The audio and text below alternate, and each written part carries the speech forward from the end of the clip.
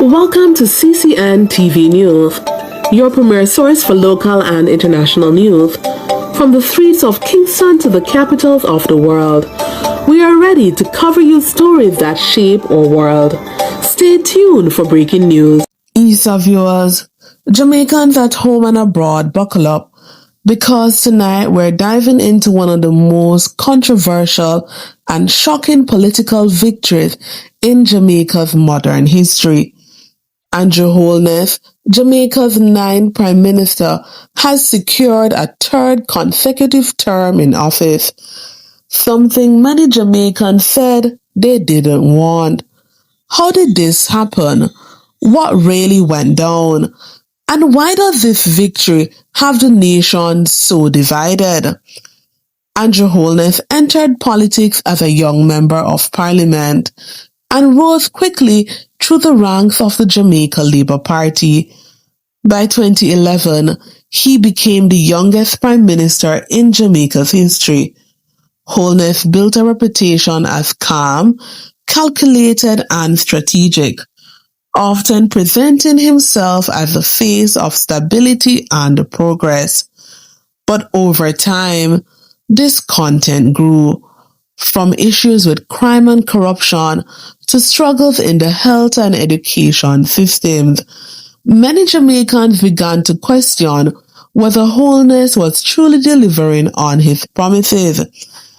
By the time whispers of a third term came around, the mood on the streets was clear.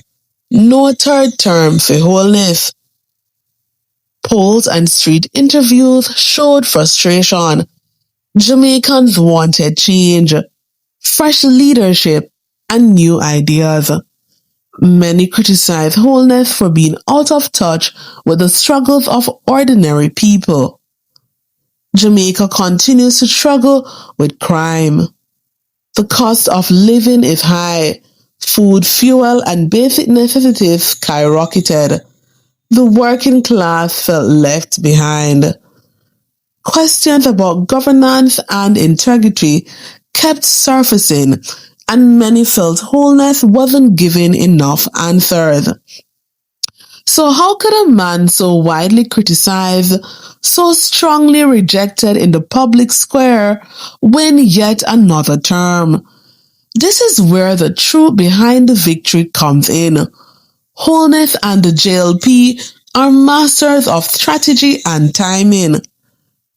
Number 1. Election machinery.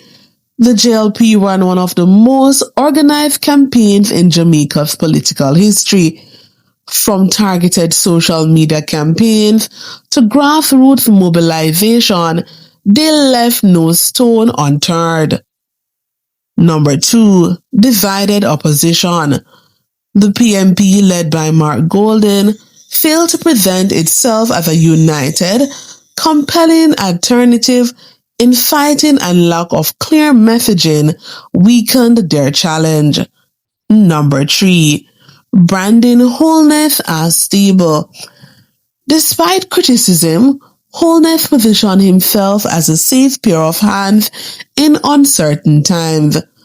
Many voters, fearful of change, chose familiarity. The shocking truth is this: Holness didn't win because everyone loved him.